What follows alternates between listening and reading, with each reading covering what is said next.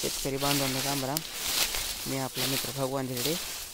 आपल्या चॅनलवर सर्व शेतकरी बांधवांचं स्वागत आहे. तर बांधवांनो, आता सकाळचे 8:28 झालेले आहेत. तर काय होते माहिती का, सकाळी सकाळी लवकर ह्याच्यावर दैवार पडत आहे. ह्याच्यावर पाचटावर आता तुम्ही पाहू शकता आता किती पाणी हे. अक्षरशः जसं काय पाण्याची फवारणी केली. आणि मग ह्या पाण्याने काय होतं माहिती का, ह्याच्यावर वरचे पाणी पडत आहे, वाळत आहे, पाणी पडत आहे, वाळत आहे. मग हे पाचट आहे का, दिवसेंदिवस काळं होतं आहे आणि सगळं जमिनीला खाली चिटकून बसतं आहे. आता उदाहरणार्थ तुम्हाला सांगायचं झालं तर, आपलं कूलरचं गवत कसं असतं आहे, आपण गवत नवीन बसविलो तेव्हा असं पांढरं फॅक असतं आहे, एकदम नवं आहे तेव्हा पांढरं फॅक. आणि रोज भिजू ते पाणी खाली पडू ते गवत काय होतं आहे, काळं होतं आहे. आणि काळं पडून कालांतराने एकदम असं कुचकं होतं आहे. मग कुचकं झाल्यानंतर असं बोटाने तुटत आहे आणि त्याचा खतच होतं आहे. मग तसंच आहे हे, निसर्गालाच काळजी, निसर्गच परमेश्वर बांधवांनो. आता तिथं म्हणताना एका जागेवर दाखवते. हे बघा, इथं बघा, ह्या बघा, कुठं बी बघू शकता तुम्ही. मग हे पाणी पडत आहे, वाळत आहे, पाणी पडत आहे, वाळत आहे, सगळं पाचट आहे का, कुजायला सुरुवात होती.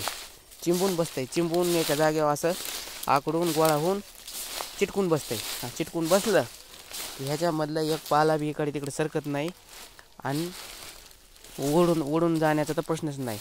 अगदी एक ना एक पाला आपल्या शेतीमध्ये कामाला येतोय.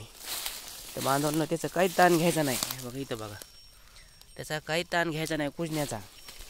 एकदा हे वावर आपलं मोकळं झालं आणि कोयते निघून गेले, मग पाणी द्यायचं आणि अधूनमधून त्याच्यामध्ये कुठं जे गवत असतंय का, ते गवत उपटीत राहायचं. ऑटोमॅटिक त्याचा निसर्ग त्याचं काम करतं आहे आणि विघटन व्हायला त्याची सुरुवात होती. आणि जे जमिनीमध्ये आपले जीवाणू जंतू आहेत का, ते भी ह्याला खायला सुरुवात करतात. आणि 12-13 महिने ऊसाचं पीक मोठं आहे, म्हणजे जास्त वयाचं आहे.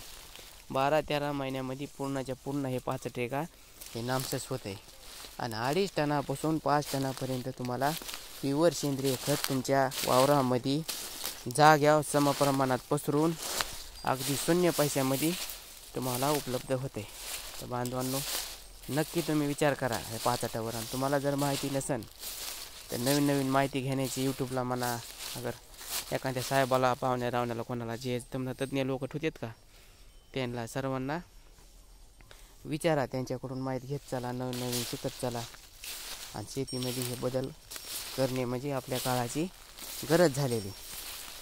बांधवांना माहिती कसं काय वाटली हे कमेंट मात्र जरूर करा. लवकरच आपण अशी काही ना काही माहिती घेऊन भेटत राहू. तोपर्यंत धन्यवाद.